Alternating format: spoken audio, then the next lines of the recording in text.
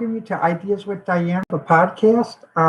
It's been a while since we've done a podcast, and probably as everyone else knows too, is with this coronavirus thing. Um, we're practicing staying in, and I've been practicing staying in. So for me, basically, it's been about a week without Wendy's, hamburgers, and stuff like that. Um, the main thing, though, just I want to give some updates to what's being done in this area, though. Wisconsin has a stay-at-home order, which means you can walk, you can go to the store, but just purposeful activities. So if you do go to the store, you're going to the store, you walk to the store, and you walk back to your home or apartment. And the Kenosha Public Library has made a policy that since all the libraries in Kenosha are closed until April 8th, anyone that has any books due before then have been automatically extended to April 8th. So I assume if the library is still closed after April 8th, they're going to extend the date further. And that's the same thing that UW Parkside's library has done. For Parkside, they did extended spring break, and basically activities have been suspended from until further notice at Parkside, because just before all this thing happened about 2 weeks ago, Nikita and I did go down and talk with Parkside about returning to WIPZ and making alumni guidelines so that actually we could do the YouTube podcast as well as the WIPZ radio podcast, which is heard worldwide as well. That we sent the guidelines out to WIPZ to the two people we were talking to, but the problem is, with this stay-at-home order, we've been communicating by email, but even with the two people we're talking with, it is a lot of things to catch up with, because it's sometimes not as easy to work at home for some people at a university when you're part of the administration, because it still lives on paper, and sometimes it's hard to do that. What I've been doing during this coronavirus is I've been sort of just reading some magazines and other things, and I just like to show you some magazines I've been getting. Let me go get them just a minute.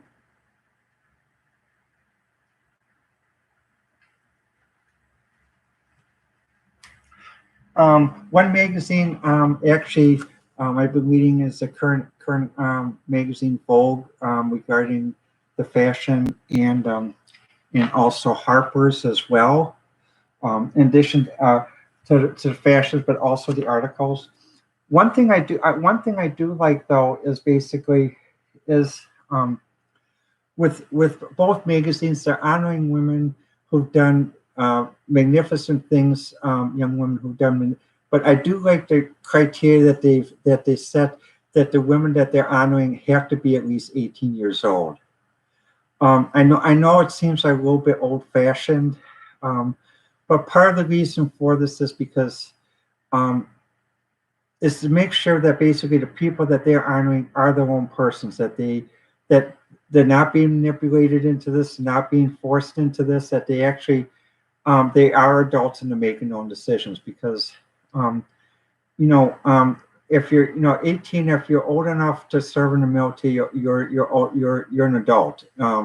It's not like basically what used to happen up to before the 23rd Amendment, where voting age used to be 21.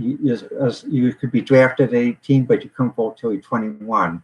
And finally, afterwards, they realized that if you're old enough to be drafted, you're old enough to vote and drink. So and I think that's the same basis with this. So I'm glad that they chose at least 18-year-old thing.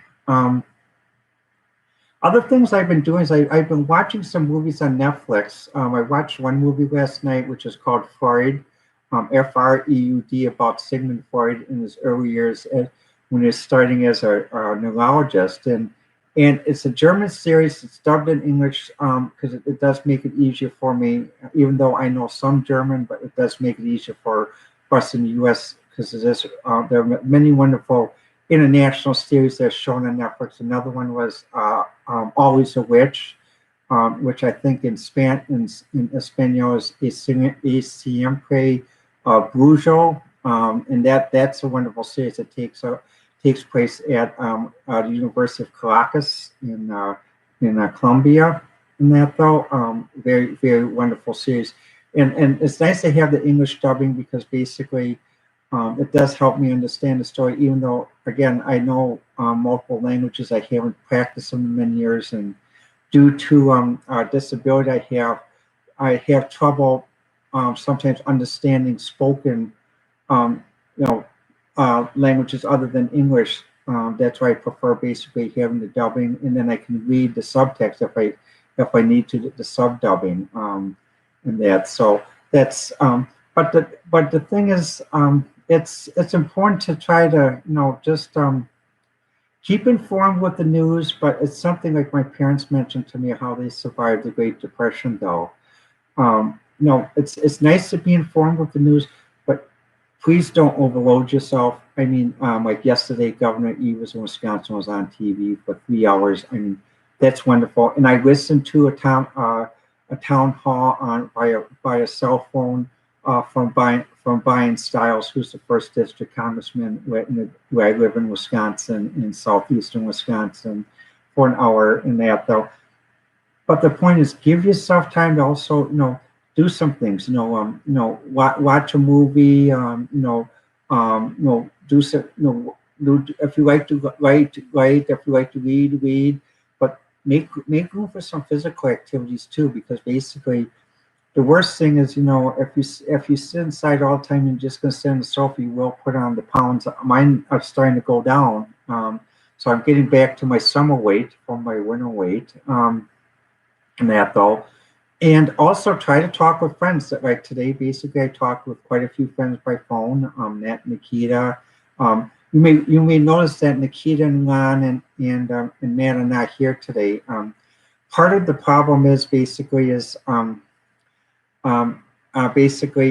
Nikita and Lon don't have any internet.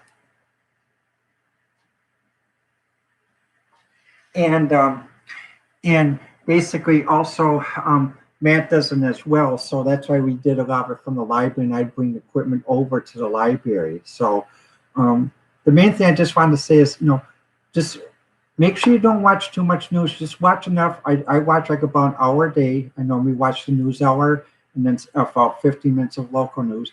And also, watch some movies to take your mind off it, or listen to music or read or something. But just, try to keep everything in balance. We'll get through this. We'll get through this coronavirus. But the thing is, the thing to do is, there are going to be moments where you may have some issues about where you may get upset. And first thing, give yourself credit that you're human. And second thing, what happens if you feel you're going to get that upset, I just want to pass a word along. Some people have been told to call social services, like different places to get help. In this area, everything is backlogged and swamped. So if you really, really are, basically at a point where you feel you're going to have a nervous break, a psychotic break, then you're going to have to go. You're going to have to get yourself to a trauma center. Like in Kenosha, the trauma center is at Frederick Hospital in Kenosha, and basically that's it, because basically all the other social service agencies in this area are completely swamped, and so so if you do feel it's a little bit too much, get yourself to a trauma center in southeast Wisconsin. The best one is Frederick, which is in Kenosha, Milwaukee, Wauwatosa, one in Elkhorn, Delavan.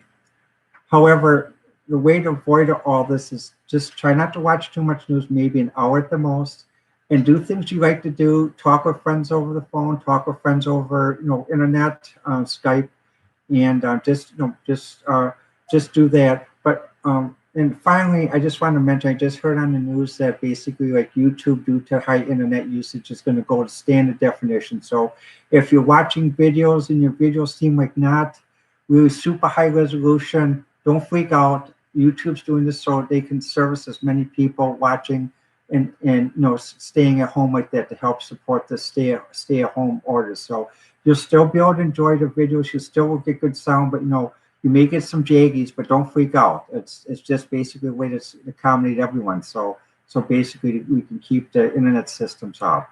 Well, let me know what you think. Our website is actually on Twitter.